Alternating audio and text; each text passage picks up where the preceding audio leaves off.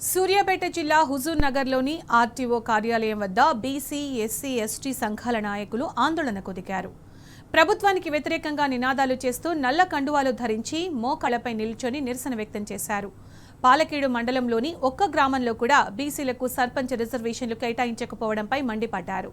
బీసీల పట్ల కాంగ్రెస్ ప్రభుత్వానికి చిత్తశుద్ధి లేదని ఫైర్ అయ్యారు. అధికారులు అడ్డగోలుగా రిజర్వేషన్లు కేటాయించారని ఆగ్రహం వ్యక్తం చేశారు. ప్రభుత్వం పునరాలోచించి రిజర్వేషన్లు కల్పించాలని డిమాండ్ చేశారు.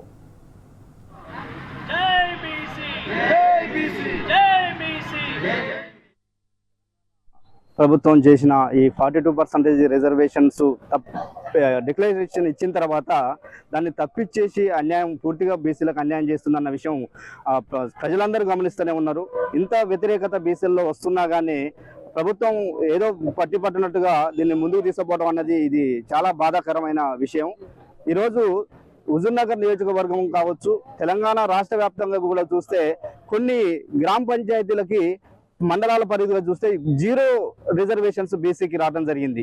ఇది ఎంత అమాన్యుష్యం అన్నానంటే, మరి 56% ఉన్న ఈరోజు బీసీలు మరి 56%, 42% కోసం కొట్లాడినా కానీ 42% ప్రకారం చూసినా కానీ దాదాపుగా హుజూర్ నగర్ నియోజకవర్గంలో 146 గ్రామ పంచాయతీలు ఉంటే 29 ఎస్సీలకు వచ్చినాయి, 21 ఎస్టీలకు వచ్చేసినాయి, 20 చూస్తే మనకు జనరల్ లో చూస్తే 70 వచ్చేసినాయి.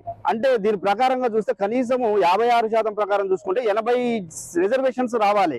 కానీ ఈ రొటేషన్ పద్ధతి అని చెప్పేసి తీసుకురావడం ద్వారా ఎంత అన్యాయం జరుగుతున్నది అన్న విషయం మరి ఈరోజు గుర్తించాల్సిన అవసరం ఉంది. హుజూర్ నగర్ నియోజకవర్గంలో ఉన్నటువంటి 7 మండలాల్లో పాలకేడు మండలంలో ఉన్నటువంటి 22 గ్రామ పంచాయతీలకు గాను ఒక్క బీసీ సర్పంచ్ అభ్యర్థిని ప్రకటించకపోవటం, మన ఈ లాటరీ సిస్టమ్ని కరెక్ట్గా జరిగిందా జరగలేదని మేము ఈ బహుజన సమాజ్ పార్టీ తరఫున వ్యతిరేకిస్తున్నాం. సూర్యాపేట జిల్లా హుజూర్ నగర్ నియోజకవర్గంలో ఉన్నటువంటి 7 మండలాల్లో పాలకేడు మండలం ఒకటి.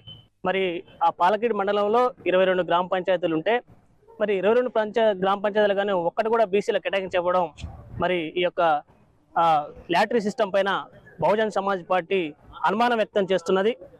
కాబట్టి ఇప్పటికైనా దాన్ని సవరించి పాలకేడు మండలంలో ఒక 4 నుంచి 5 బీసీలకు సర్పంచ్ అభ్యర్థులను కేటాయిస్తారని బహుజన సమాజ్ పార్టీ తరఫున మేము డిమాండ్ చేస్తున్నాం.